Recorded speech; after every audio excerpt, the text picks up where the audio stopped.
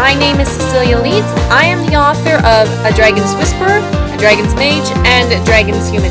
I welcome you all tonight. It is an honor to be before you. But before we get started with my speech, who here's from Stony Plain? And who's from Spruce Grove? No? Okay. And, well, they missed out then. They're missing out on a great event. And then Edmonton? And then who's from McEwen? Yeah, I know a couple of these people. They were kind of forced to come. You'll get your treats after, I swear. All right. So this has been a long process, but I finally have my third book out. I know there's one person in the audience who's been desperate to get it for a while.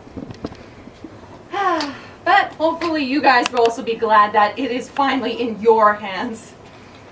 This whole process started when I was a child, really. Just a little girl playing around on the playground with fellow classmates. And I loved playing pretend.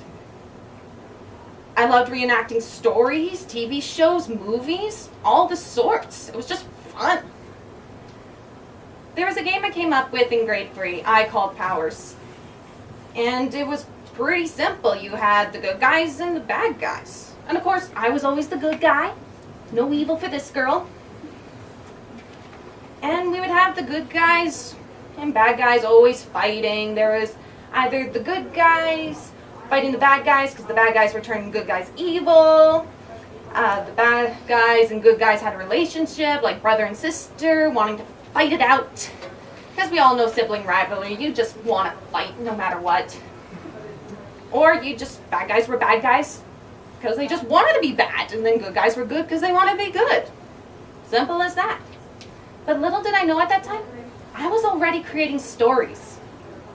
Come later school years, I started drawing. You know how you can tell when people weren't paying attention in class and were clearly doing something else? I was one of those people. I'll admit it. I wasn't the best student. But there was something about that teacher's voice in middle school and high school that just made me want to draw. Sorry guys, couldn't help it. But it was just motivating, and those drawings, they were my first step into becoming an author, because with every person I drew, they needed a background story. So characters needed a background, and the background information had to turn into stories, and that's what happened. A Dragon's Whisper is my first book, but it wasn't my first story. No, my first story was actually inspired by the movie Step Up, but it was never given a title. I remember in grade 8 in my science class, my teacher called me writing after a test. At first, I didn't get why, because the test was already done, so it's like, what's up, man? That's not cool. But you have to give it to him nonetheless, because they're the teacher, you're the student. But he gave it back, and I was confused. And he gave me a nod of approval. Somebody liked my work. And he wasn't a friend or a family member. He was a teacher, a science teacher. And he liked my work. How cool is that? More stories were thought of, written down, but never finished. There were a few that were extremely close to being done, and I placed those on a USB stick. Unfortunately, that device was destroyed, and I never recovered those stories. But they'll always be in here. And one day I'll find a way to write them down again, once I finally get time. For those of you who are university students in the crowd, you know how difficult it is to get time. School was helpful, and I don't mean helpful in the ways that it gave me time to write while teachers were talking, but it was also a drive for me to publish my first book. You see, I wasn't very academically talented or had any worthwhile sports skills. There was just something in writing that made me want to prove something. So that's what I did. I dedicated time, and I was determined to finish it. And whatever happened in the real world, I placed in my books, because that's what you can do. And then you can just go willy-nilly with it, creating whole different other plots and saying, like, if I could have done this, it would have turned out this way. And if I would have done that, it could have gone this way. All in different directions. And the best part is, you get the control. Nobody else. You get control. Out of high school, I found inspiration through people all around me, especially when I went to schools and talked with kids. They have the best input, and it thrilled me just to talk to them because they have the wildest imaginations. And it just reminded me of how when I was a kid, and I had that imagination. And it was fun. And you got to play games with them. Who misses playing those games? Yeah, exactly. We got to play more games in class. Hint, hint to some teachers. It's just so much more fun that way, and we love it. Information was placed in this book by help from other people, and a lot of them were local people that helped inspire these books. Some are mentioned in my dedications. My old voice instructor, Karar Studios, my own editor, my illustrator, and so many more. The third book here is based in Prince Rupert, that is located in BC. I went there and I got to talk with locals and get some insight on what the place was like. These people have encouraged me beyond what I thought possible to get not just one book published, but 3 books. Second book, third book. There's going to be 9 books in this series. So look forward to it. I took a business trip down to Hollywood where I met with TV and movie executives. It has been a while and I've yet to hear back from them, but there's still a great possibility that my book's going to become the next best thing. Because Harry Potter's done, Lord of the Rings is done, I don't know where Game of Thrones is going, but I'm pretty sure they're finishing up soon. And I can be the next fantasy fiction series out there. It just takes time. And with every passing day, I write a little bit more. And a little bit more. And a little bit more. Creating more stories. So, hello! I'm the next best thing, people. I have a whole series for you to create movies out of. Sheesh! How do you get people's attention here? It's hard work. A Dragon series will contain multiple books. Each story has been mapped out in here, but it's still taking time to be written down. And one day, they will be written down on either paper or on the computer. I swear. I solemnly swear. Now to the stories, because you guys didn't come here to listen to me talk about myself. You wanted to hear about these things. Or my books, sorry. Connie Witzberg, Samson Slayer, Judith Batcher, and Knightley are 4 primary characters that we're going to focus on right now. Also, I want you guys to know, even though this is fantasy fiction, we're not in the medieval era. These are in modern day time. These are dragons that live among humans, and we don't know it. They live here, but they're hiding. A Dragon's Whisperer, my first book, is told by Connie and how she became a Dragon's Whisperer in high school. Book 2, A Dragon's Mage, is told through Sam's perspective within the city of Chicago as the friends explore city and university life. Finally, A Dragon's Human, Book 3, is told through Judy's point of view as the characters move further into their adult life. Knightley is Connie's dragon, and he will be telling the 4th book, A Dragon's Flame. Everything has to start somewhere, and where it starts in my series is in a vast mystical ravine. My characters at the time lived in a town called Small Valley. Connie tells the story, and at that time she has never ventured outside the walls of the ravine. She has been stuck there since she was born. It wasn't until a mysterious, shoeless old man came to her and gave her a dragon's egg, at which point she met her dragon Knightley. Now the two have to figure out one another's world and stay hidden. For if the mages were to find them, their death would be the outcome. The only ones to aid the young whisperer and her dragon are the guardians, former dragon whisperers who have lost their dragons. They have dedicated their lives to training the next generation of whisperers so that their tragedy does not befall them. Now we're getting on to the mages. These are our antagonists. Mages are the nemesis to dragons. But at a time, centuries ago, they once represented both worlds. They had the magical capabilities of the mystic realm and the human appearance from the human world. It wasn't too long before corruption took effect and the power manipulated the mages' minds. They sought to control both worlds that were never meant to be theirs. The leader of the mystic realm, the great dragon, placed a punishment upon all mages. He took away their magic and their human appearance, so they wouldn't be able to hide in either world. Since then, mages have vowed vengeance on all dragons and began hunting them down. Dragons are now forced into hiding, never to roam the earth by themselves again. Instead, they lay dormant within their eggs, awaiting the human that was fated to be their partner. Humans never could understand the mystic realm until the opportunity to become a whisperer was presented. Dragons needed someone to guide them as time progressed, so they could understand the evolution of the world. Only a human's touch, note human, can awaken the dormant dragon, and once awakened, the dragon will forever be devoted to the human who has taken on the role as whisperer. A gift of gratitude that is bestowed on a dragon whisperer is hearing the voice of dragons and accessing some of their abilities. However, if a mage were to discover a dragon's whisperer, he would kill him or her, ending the dragon as well. A dragon can only live if their mark is not destroyed, and a human is given this mark after he or she awakens a dragon.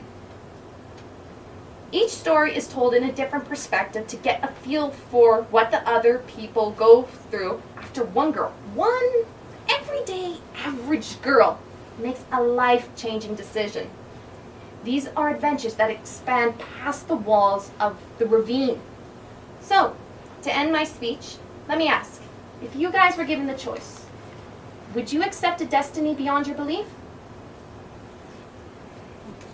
Now, who wants to hear something from the book? I'll grab that later. So this is A Dragon's Human. I'll be reading the first few pages from it. Keep in mind this is Judy's perspective in this book. So, Chapter 1, When I Grow Up. They say things happen for a reason. Whatever you do has consequences for you and the ones who surround you. Everything has an order. My mother always believed in order and planned my path for me, while my best friends always acknowledged the person I wanted to be. Unfortunately, 2 of my best friends moved away and not a word had been heard from them since their move. Connie was my best girlfriend. She married, and during her month-long honeymoon, I was trapped dealing with her dragon, the guardians, my aunt and drug-addicted cousin, a witch, a lunatic mage, and the rest of the mystic realm. I admired Connie for the longest time, but I didn't realize how much she shouldered until I tried stepping into her shoes. My involvement in the mystic realm was no mistake. I was the only one who kept things grounded within the human world. Through it all, I learned that attaching myself to something was a way to avoid being hurt. But releasing the attachment allowed me to grow up and spread my wings. My name's Judith Elizabeth Batcher. I was declared a knower, a dragon's human. The wind howled, blowing my hair to the side of my face. The waves below me continued to crash up against the cliff's wall. The aftermath of the ocean spray hit my ripped up back. My mouth opened, releasing breathless pants. I continued to slide my feet across the narrow ledge as a cave came into view. Inside, there was a light. The shadows in the light were of 3 people. 2 of the people were strapped down, while the third stood before them holding a knife. She dug it into one of the strapped-down victims' sides. In her other hand was a bowl. The victims did not scream. The sounds expressed sounded like they were muffled, like they were gagged. Blood was pouring into the bowl. "That's enough," said a voice. "You got your ingredients. We don't need them anymore." "Oh, you silly mage," replied the captor, with the knife held against her chest. "We need one more thing. Now either of these lovely, strong gentlemen will do the trick." "These are whisperers, witch. You know they won't work because of the mystic realm's laws," the other voice stated. "They'll work out just fine. Trust me." The shadow vanished from view. For your sake, it better. I didn't break into Sepron to find just any witch, the other voice muttered. The voices became silent. It was my only chance to make my way into the cave. Once inside, I saw my friends chained up against the wall. Their hands were pinned to the sides of their heads, gags in their mouths and shirts removed. From their sides, blood was streaming down. Together, their blood merged on the ground and formed a weird-looking circle in a pool of water. They both glanced over at me and tried to say my name. I ran up to the one closest to me. The two of them were both tall, very well built, and had identical facial features. The twins, Alex and Romeo, were my childhood friends. Romeo! I removed the gag from his mouth, slapping his face lightly to grab his attention. Romeo! He rolled his head to the side. Judy, what are you doing here? You could get hurt, he whispered.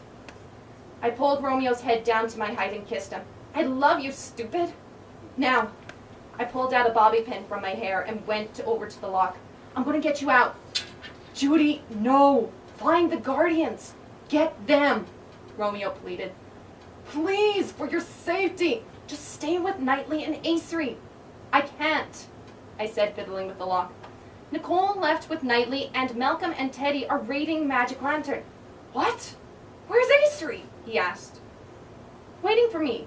I came through a crevice that just allowed me to fit. I got one of the manacles off. Alex tried to say something. Then what are Knightley and Nicole doing? He asked.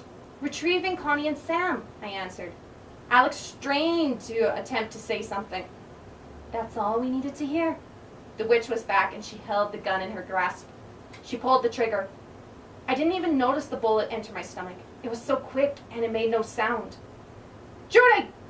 Romeo reached for my hand, but with his other hand still chained up, he couldn't reach me. Judy! I went limp, seeing my death in a cave at the hands of a witch. I'm gonna leave you hanging. Are there any questions before we switch everything up to the upstairs? Can I have an interview with you? Yes. Thank you. Anything else? What happens next? You gotta find out yourself. But these books are on sale upstairs. You can buy 1, 2, or 3 individually, or you can buy a package deal for all 3 for $65. And they're all nicely wrapped up in ribbons. That's all I can say. And all pre-signed. So, have at it, guys! And thank you all for coming.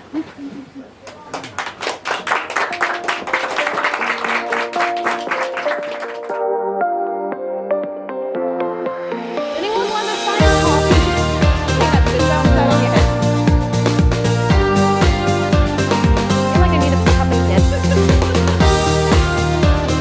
It was very interesting. I've known Cecilia for a few years now. I work with her as a matter of fact. And I've watched how these books have progressed and how her maturity level has progressed. And I'm very keen on getting through to the next book number 4. After I read book 3, of course. But yes. The books, I really like the concept. I like the concept of dragons that are hidden to us, normal humans. And I think she's got a very good feel for people's emotions and how they think, how they interact with each other and with their dragons. It's a very cool experience to see, local authors, right here. Not yet, but after this, certainly, my might try to do that at some point or another. I just don't want everyone to die here. I thought it was actually amazing. She has been buzzing for weeks on end about this. She's been very, very excited. I'm in the process of reading the first one right now. Well, I'm not quite finished yet, as I said, but it's pretty interesting so far. I've read a lot of fantasy fiction books, and this one being in modern day, it's a lot more interesting because it's easier to understand and relate to.